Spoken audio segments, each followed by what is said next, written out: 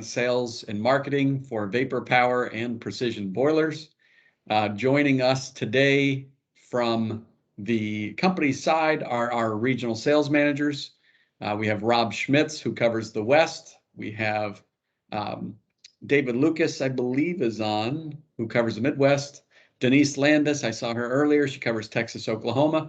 And then as of today, we have a new regional sales manager who is taking Cameron Kirby's place and then some, which is DJ Pacerba, who will be covering the Southeast and also the North as well. So we're going to have that region called the Eastern region. So DJ Pacerba, prior experience was Ware, Younds, Mira was industry experience, and he's retired as well from the military. So happy to have DJ on board, helping us out and get back to our good customers in the Eastern region as well. So today we're going to be focused on preventative maintenance for safe operations and peak efficiency. We will be offering a PDH certificate for this, and we will have a few question and answer sessions at the end. I believe Don Woody will also be joining us to answer some of the questions on the electric electrode side on the maintenance of those. So we'll open it up to questions at the end, and we have a few images as well to help us as visual aids. Few other little housekeeping things. We'd like to ask everybody to please mute themselves. And with that, we will go ahead and begin. So for vapor power, we've got quite a line of equipment. We've got water tube coil type boilers, which start at 18 horsepower and go to 600 horsepower. We have thermal fluid heaters, which go from about 400,000 BTUs through about 20 million BTUs output. Then we have the electric resistance boilers and the electrode boilers. And on the precision side, we have fire tube in our vertical fire tube line, the water tube and our flex tube, and then the electric resistance and electrode as well. And we'll be talking about maintenance, preventative maintenance for all of these equipment, just in general terms. And we also have some handouts to provide via a link at the end of this as well. So, right.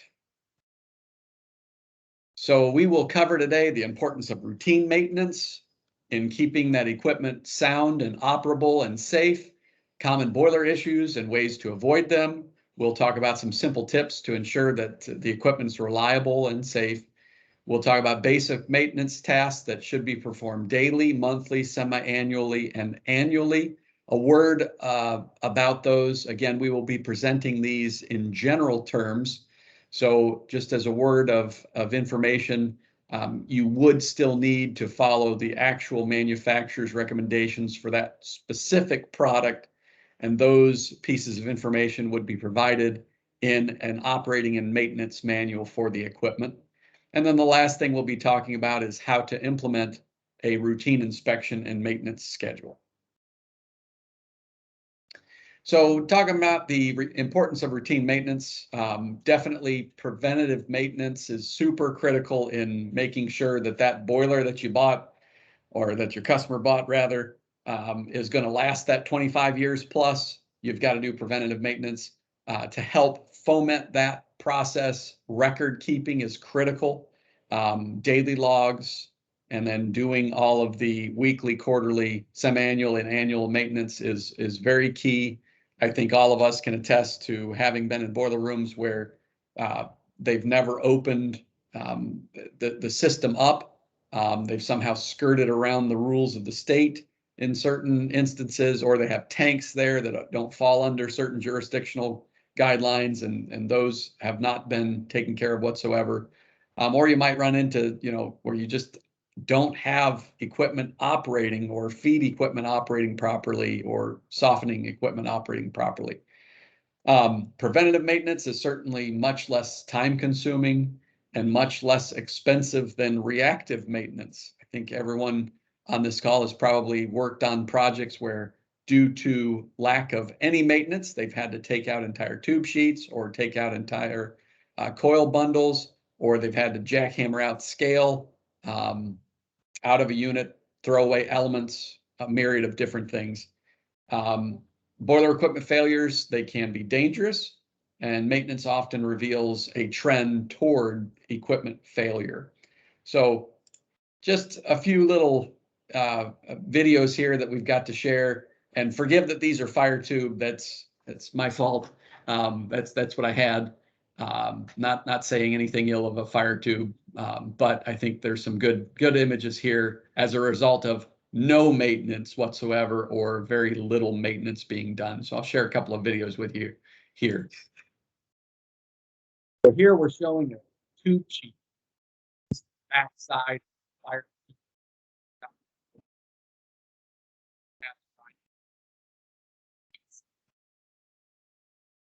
There's leaks coming out of the tube areas. You can see that there's calcium deposits where these tubes have a leak.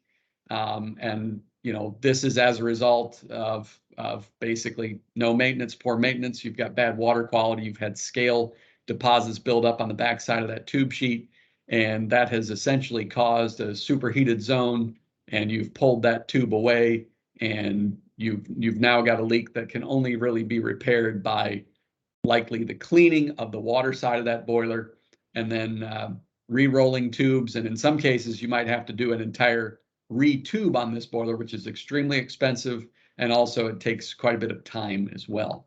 So that's one example. Here's another example as well.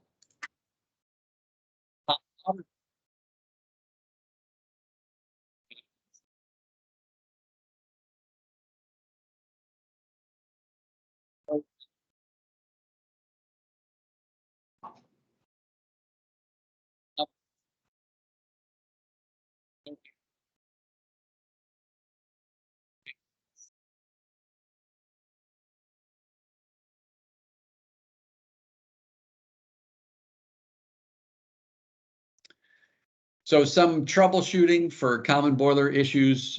You've got to keep up with your routine maintenance. You've got to remove that scale that's built up, and you've really got to identify any system leaks. And if you find system leaks, you've got to fix them, especially this primarily being a hot water system. So a hot water system is a closed loop system in a boiler, it's a hot water boiler system. And the only time that really you have to add any additional makeup water would be if there is a leak. And sometimes that if there is a leak, that water that's used to fill that boiler back up, that system back up, can be untreated water. It's not softened. It could just be well water, and that can be a large problem. So you got to fix those system leaks. Another item is avoiding sludge, sediment, dissolved gases by properly treating boiler water and monitoring the water quality. We'll talk about surface blowdowns and bottom blowdowns as part of that, and then ensure that all controls parameters are maintained within the correct settings as well.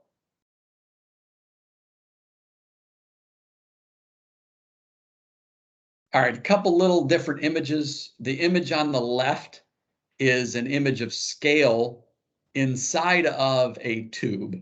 And so at Vapor Power, we have the Circulatic product line, for example. And this is a coiled tube boiler. It's recirculating steam generator. The water inside that tube is changing at a great pace. We're doing 4x the evaporation rate on the pump for the flow rate there. So there's a lot of water going around that tube. But if the scale if the water is not treated properly with water softening equipment and proper chemical treatment, there can be significant deposits that then will occlude to the inside of that water tube. And as you can see here on the picture on the left, it's completely blocked. It's not causing, you've got hardly any flow, and you're going to basically split this tube, and that's going to be a failure. You're going to have to replace that entire coil. Typically, there's a few repair things you can do, but when it's this bad, there's no amount of acid cleaning that's going to be able to get rid of all that scale in those tubes. So very important to do your proper water treatment and maintain your blowdown equipment in proper working order. Picture on this side, this is of the water side here. This is a fire tube unit. And you can see that there's scale that is deposited on those tubes. You can kind of see how this would work in a boiler, where you can get that scale depositing on here, and you can actually get bridging across the tubes. And if you get that bridging across those tubes are going to start to pull and warp and bend, and some real bad things are going to happen at your front or back tube sheet and cause you leaks and a great deal of cost and maintenance and downtime. Another issue that's common that everyone has to be aware of in a boiler system is oxygen pitting. So here's a couple of images that we found of typical mild steel that has oxygen pitting, and you can see what that's done. The oxygen has literally pitted right through the tube and has caused corrosion through that tube, and often holes. So you can see that here there's going to be many holes in this tube, and then the same issue can occur here. After just a short period of time, you can have that material thin sufficiently where you have leaks form. And again, oxygen pitting is going to result from your deaerator not having your deaerator temperature at the proper working temperature. That's 225 to 227 degrees. If you're running less than that, you're going to need to run a lot of oxygen scavenger into that boiler feed water to avoid oxygen pitting. And we're also concerned with dissolved carbon dioxide as well. That can cause issues with tube walls also. So very important that you run the feed water treatment equipment that's designed to remove oxygen and other dissolved gases. Very important to run that properly. And doing a preventative maintenance program can ensure that deaerator is running at the proper temperature, or that feed water tank is properly maintained and running with some heat on it. And then the oxygen scavenger chemical is in proper dosage. Another example that you can see from preventative maintenance, this is a waste heat recovery boiler. It's the shell and tube heat exchanger fire tube boiler. And you can see that in this stream of exhaust gas, you can see there's a lot of buildup. So it's important to check the fire side. That this would be something done annually, where you can have just, in this case, it doesn't look like soot per se, but it's something from the process which is sticking to that tube and then dropping out. And what that's going to prevent is heat transfer. And anytime you prevent heat transfer, you have overheating essentially. And when you have overheating, you have scale buildup potential at a much greater rate than when the boiler is operating at its peak efficiency. So some tips for a successful maintenance program: definitely training is super key. If the person operating the boiler is not trained to run the boiler or the deaerator or the tank equipment or the thermal fluid heater, you're not going to have a successful maintenance program, right? The folks that are in daily contact with this have to understand what they need to do on a daily, weekly, monthly, semi-annual basis to maintain this equipment in proper working order. A lot of that has to do with the right employees. Even though there's quick steam generators that you can avoid certain rules for having an operator on site, still having certain employees that you have that are reliable and that are trained in what to look for in the equipment is critical. Record keeping is huge. You've got to provide records to these employees so that they can have a chance to operate this equipment and maintain it in proper working order.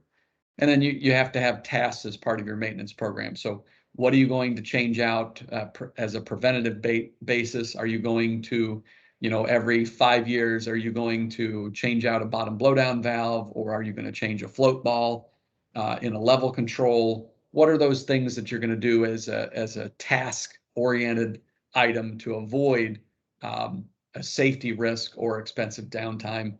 And again, defining that frequency as well is important. General boiler information: any employee that's responsible for maintenance inspection should have the following information that I'll share. So obviously the operating procedures, the O&M manuals, as we call them, the operating maintenance manuals. It's key that they have the drawings to the equipment. the frequency that the manufacturer recommends to do certain maintenance activities, what to record on a daily, weekly, monthly basis, and then the controls information. What does that maintenance look like? The model and serial numbers. It's key that the customer has the model number, the serial number, so that if there is an issue, they can call the factory back and then get that information quickly on a spare part, or help with service support. Startup reports are key. A lot of times the startup reports can give a lot of good information on what might become an issue in short order. So as representatives and as a manufacturer, it's good to look at those once those startups are completed, so that we can kind of point out any potential issues that they might face. Manufacturing data is important to have, so that they have a comfort level that the materials are proper, that everything's been documented properly per the ASME code, et cetera. And then having recommended spare parts and recommended spare parts list is key. And we have that, of course, at Precision and Vapor. We have that available for you. Precision and Vapor, we try to include that on every order, so that you know what we think is a spare part. So just kind of going into these daily, weekly, monthly, et cetera. We do have these as handouts, and I'll go through that at the very end. But daily maintenance, you need to check your water level. You got to check your blowdown, the combustion, temperature, pressure, water chemistry. You've got to check the supply and return temperature, for example, if it's a hot water boiler. If it's a steam boiler, that's really not important, but you've got to check the temperature and the pressure, though, in that case. You need to inspect seals. So if you've got a steam boiler, you've got seals on your feed pumps. It would be good, as far as daily maintenance, go look at those feed pumps to make sure they're in proper working order. Are there any leaks? Are the valves in the right location? As far as whether they're open, is there any cavitation noise? If the deaerator's in another room, that's super important. Cavitation will kill a pump impeller pretty quickly. And that can also affect whether or not you can operate the system based on the redundancy that you have or do not have. You might have packing on piston pumps. Your piping, you want to inspect your piping. Are there any leaks? Are there any valves that are steaming out? Those sorts of things. Take a visual look at safety valves and just a general system overview.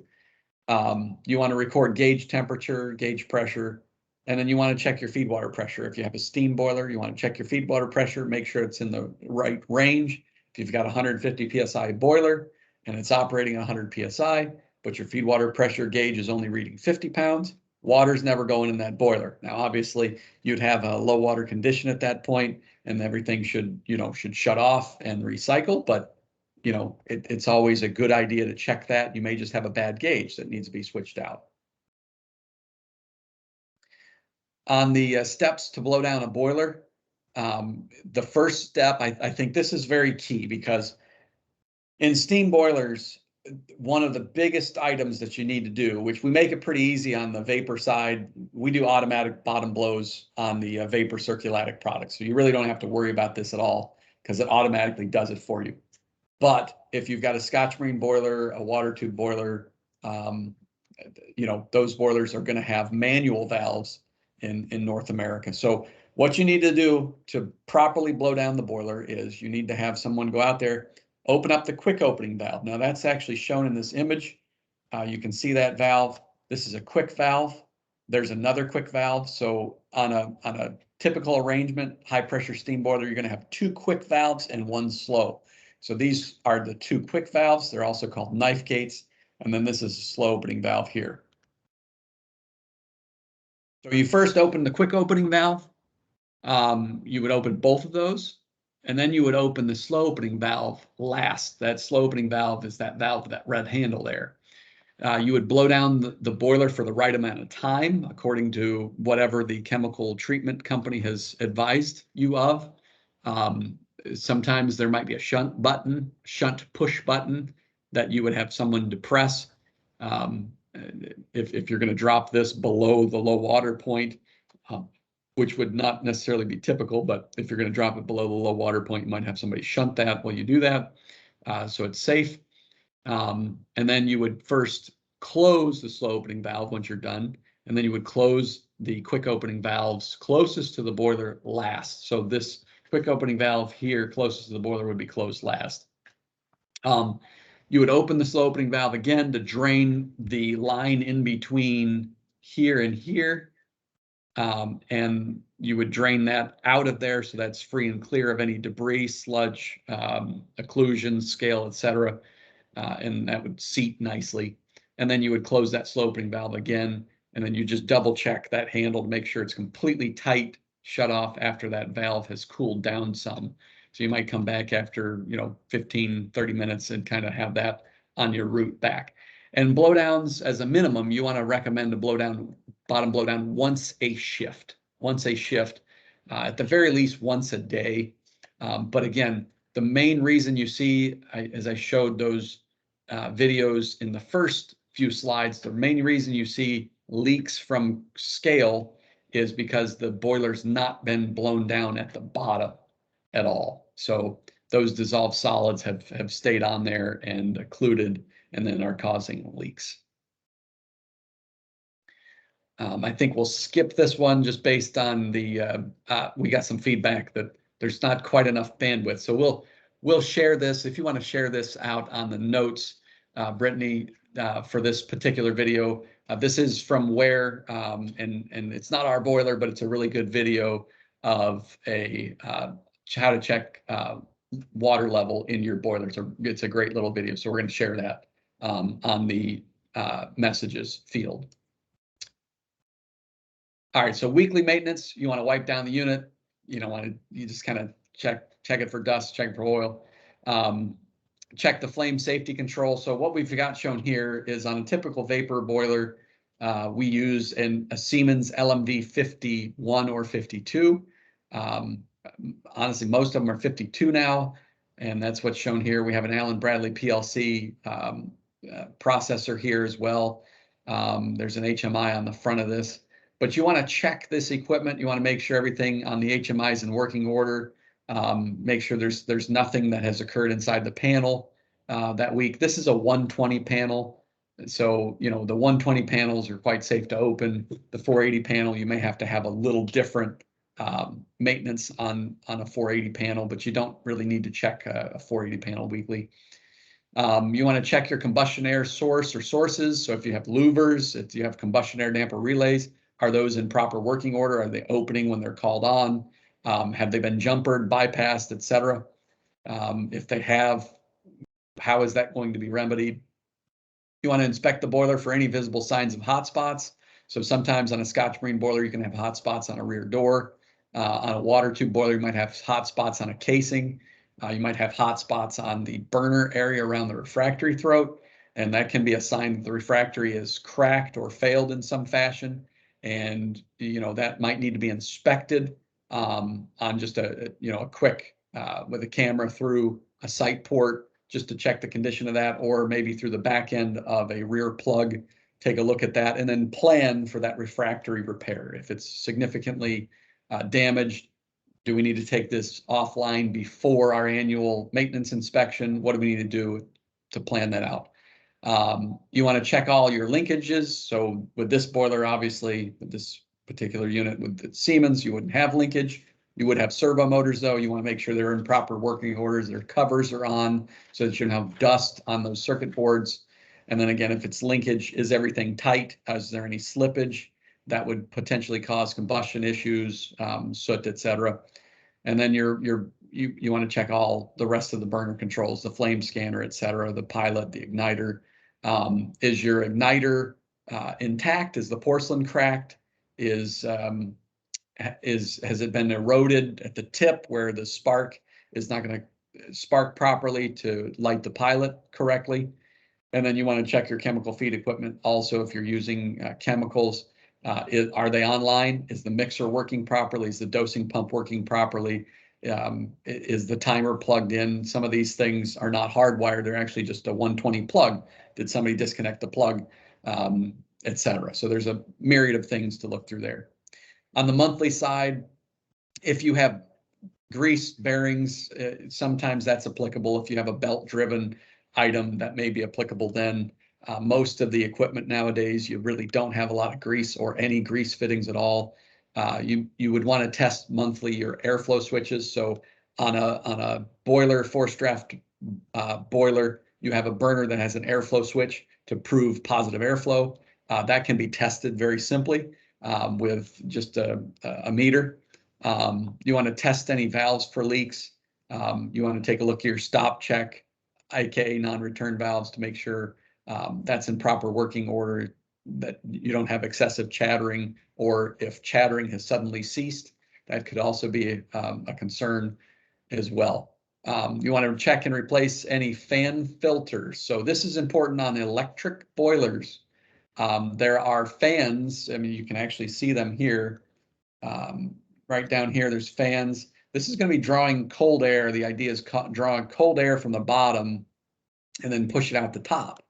So that particular filter, if the room is dirty, you will need to basically remove that filter. It's very simple. It's just a foam filter. Take that out. You can wash it. You could reuse it, or you can just buy new filters. These are typical like CPU filters on steroids a little bit, but basic CPU filters or fans really. So those, it's very important that you monitor that. If that is not taken care of, you can get excessive heat buildup in the panel because you don't have airflow. The goal here on the electric boilers is to draw air in from the bottom and then vent it out the top. You want to inspect your blower motor. You want to make sure that that is in proper working order. Is it hot to the touch? Is it the case where you might have a blower motor that's failing? Is the wheel, is there any rubs in the wheel? Are there excessive vibrations? You want to inspect that. Excessive vibrations can be felt, but to get true reads, you need to measure the millimeters peak to peak there with a vibration analyzer device. Inspect your dampers. Have they become blocked? There was a job once upon a time that they were doing some maintenance in the boiler room. They were doing painting, and they put drop cloths over a running boiler. And that boiler, the burner, sucked up that drop cloth, not all the way inside the motor, but it sucked it up sufficiently where the painter contractor saw that that was an issue. He quickly pulled that out, and that went suddenly air rich after dumping a lot of fuel in there, and they had an incident in their boiler room. So important to inspect dampers. Make sure that there's signage, proper signage around. Try to help. Again, this is to the end user. Make sure that they're in a safe working condition. If they're going to have contractors in a operating boiler room, do they understand what a boiler is? Do they understand that they can't block the combustion air pathways or other safety devices, et cetera? That's very important. There was a chemical plant that made WD-40 relatively recently where we had vapor power high R temp thermal fluid heaters in, and there was a ladder device, the lifts, that hit an overhead thermal fluid line that caused a leak. And unfortunately, that slow leak turned into a fire, and that plant actually burned down, unfortunately. So having contractors knowing and understanding what the equipment can do and the hazards along with that equipment is super, super important. So good signage and a good safety program. Check connections for leaking, corrosion. Take a look at the logs from the past month. Were there issues on the logs from the last month that are repeating themselves, getting worse? Is the total dissolved solids, has that risen from month to month significantly? That could be an issue of chemical treatment. Maybe the deaerator is not getting steam fed to it. Maybe there's an issue with steam supply. Could be a bunch of different things there. Check for proper operation of step controls if you have an electric boiler. And on a fired boiler, you need to check, test, and inspect that flame scanner on a monthly basis. Semi-annually, you'll want to, as applicable, clean out an oil filter. If you have oil, running oil, clean that oil filter out. You want to clean all the strainers. This would be true also on feed water systems. Take that basket out and clean that off. Sometimes you'll be surprised what you can find in there. That can cause a lot of different pump issues and system issues as well. So cleaning those strainers, a lot of them have pretty small holes in them, so they can get blocked up, plugged up pretty quick. Check water pump packing as applicable. If you have a positive displacement pump, this is important to check that water pump packing. Semi-annually, you may want to remove that burner assembly. Really just the diffuser is what we're talking about here. Take a look at that diffuser. Is it clean? Does it have soot? Is it missing veins where it's not swirling properly, etc.? You want to check your circulating pump water pressure to make sure that that's at the correct value and that essentially, you've got proper recirculation going on in your recirculating steam generator if that's what you've got. You want to inspect the actuators and the motors semi-annually, inspect all the lights and indicators, and then you want to test your boiler safe relief valves in accordance with the ASME BPVC. So this actually comes directly from the national board, so they recommend that you test your boiler safe relief valves semi-annually. On your annual maintenance, this largely comes from the national board on the annual side, so you want to do check all the equipment coils and diaphragms. You want to do a pilot turn down test. You want to check your low water cutoff. That's very important, especially with a high mass boiler to check that, recondition it if needed. You want to check your drip legs, get rid of any obstructions, your strainer and your gas line, make sure that's not occluded. You want to clean your boiler fire side. You want to drain your boiler down. You want to open the manway if you have one. And remove any handhold plates. So on the precision side, you have fire tube boilers, electric boilers, and the flex tube boilers. You're going to have handholds, and depending on the size, if it's a larger flex tube, you would have a manway as well. You want to open that up after that's drained down and inspect that water side as well.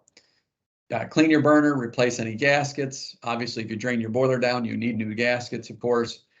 We have gaskets pretty much in stock at both locations for all of our customers. So let us know if that's needed and we'll get that taken care of. You want to leak test all your valves. You want to test your controls, your safety devices, adjust your fuel air ratio control, check combustion, check the torque of electrical connections.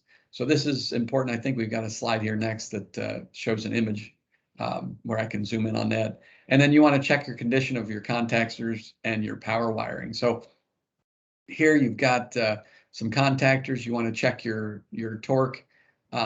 There you want to make sure that there's no discoloration, no excessive heat. You want to check your torque on your lugs to make sure that's been properly torqued down here to the specs for that specific item. Obviously, you check any fuses, et cetera, as well on an annual basis of an electric boiler. You establish procedures so that those responsible for maintenance and inspections know what is expected of them. You want them to know the frequency, the consistency, what they need to document, and how long equipment's supposed to last. We do have for you a URL here. We can put this in the notes, I believe, and then we can also email this out. Your RSMs will have this. Don't expect you to remember that, but we've created just some simple forms. Again, these are general in nature. The specific O&M manual to that specific product, whether that be a PCW, PHWS, a PHSI, an HWST, or circulatic, modulatic, et cetera, that manual should be adhered to. These are general in nature, things you can give out to your customers and end users, just as some simple prompts that are pretty basic, but if followed can possibly prevent some things from happening. So with that, I think we'll open it up to questions. I have some images here as visual aids to help us out. So I've got some electric boilers, some flex tube boilers, some fire tube boilers, some electrode boilers, etc. PCW. So and then we have vapor equipment as well, the high R temp, circulatic, etc. So I'll just kind of open it up to any questions. You don't have to verbalize them if you don't want. You can actually just send them on the chat field. So we'll go ahead and open it up to questions, and hopefully we've got enough people here on our side that we can answer anything that you might throw at us.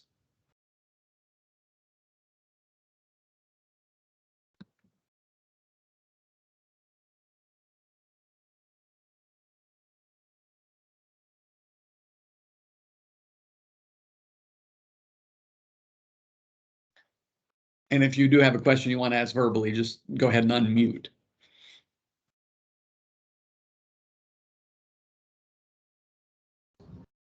Gabriel? Yes, sir. Jim Gherkin, Ashcraft. Isn't it common to put on the blowdown some sort of timer so that they don't have to have with like solenoid valves that open and close so that they don't have to have the operator doing it all the time? Yeah, that's an excellent question, Jim. I appreciate you asking that. So essentially, on the surface water of your boiler, so this is a circulatic in this particular case, and I understand you're precision rep, but it's the same principle here. So here's your normal working level right about here in this steam drum. And what you're referring to is an automatic surface blowdown. And you're absolutely correct that that's 100% what you want the customer to purchase is a simple automatic surface blowdown system for any steam boiler. You want an automatic surface blowdown system. Those total dissolved solids and other impurities in the water are going to collect first and foremost on the surface of that water. As that water steams out, the bubbles disengage from the bottom and they rise up. And so that total dissolved solid is going to be right there on the surface. And if you can catch it right then and there, that's most ideal because you don't want it to settle out into the bottom. So you're absolutely right. What's called an automatic surface blowdown, also known as continuous blowdown, is definitely something you want to automate. Now on the circulatic specifically, as a standard, we automate the bottom blowdowns as a standard. So every unit that we sell is going to come with a standard automatic bottom blowdown. You actually see that here, right in here in these valves.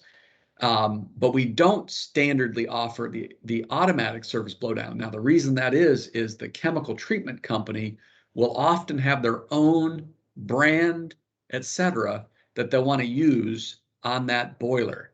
And so that's why we don't actually include that as a standard offering in precision or vapor. But you're 100% right that absolutely someone needs to put on an automatic surface blowdown system. Yes. Great question. Thank you, Jim, for asking that.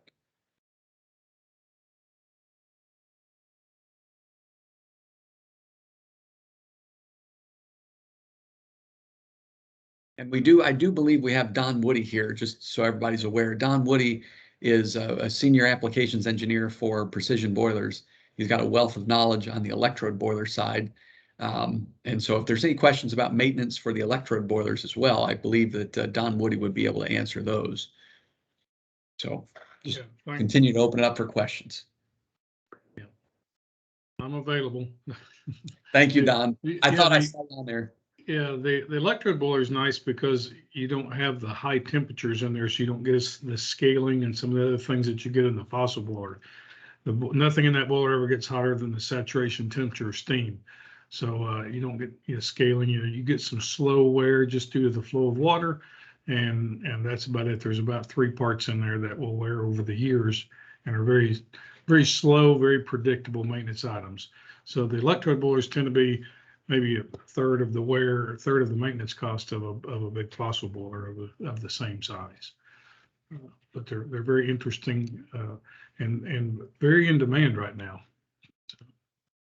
Don, that's a great point that you make about the temperature inside that boiler because, sometimes we think that, or before I started working here, I thought, oh, you've got this electrode in there. It's going to be very, very hot temperature, right? But that's not the case at all because it's operating as a resistance flow, essentially, right?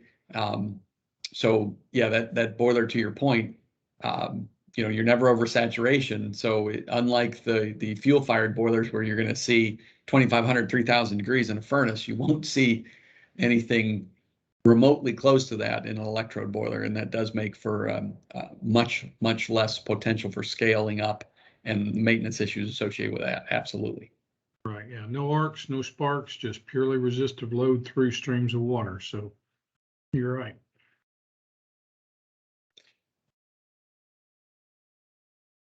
Anybody else have any questions? And again, you can ask those through chat as well. We'll be taking a look at that too.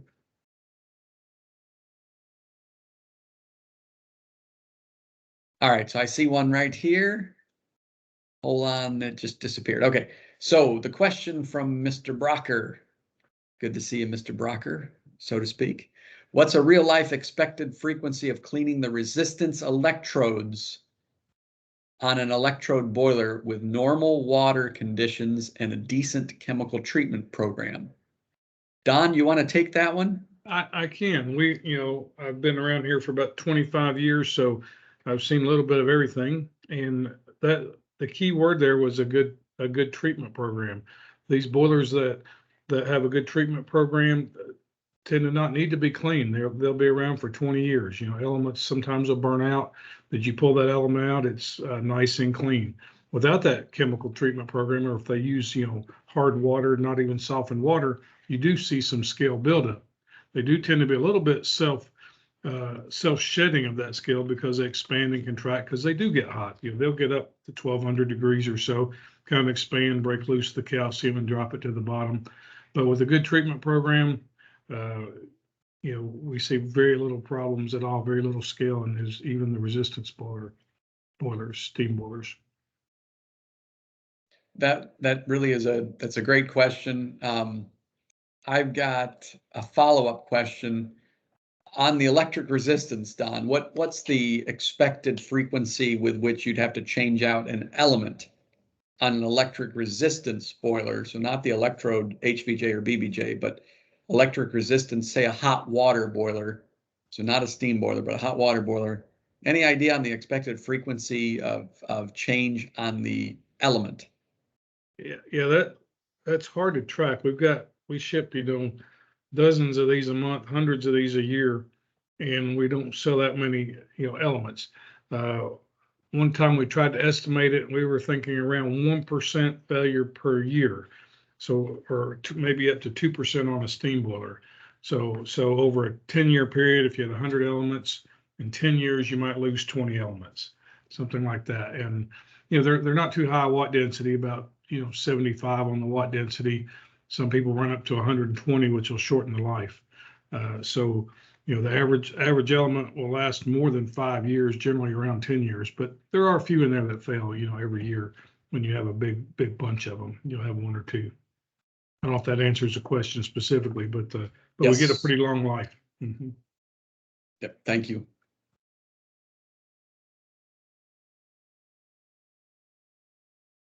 Any other questions that anybody has?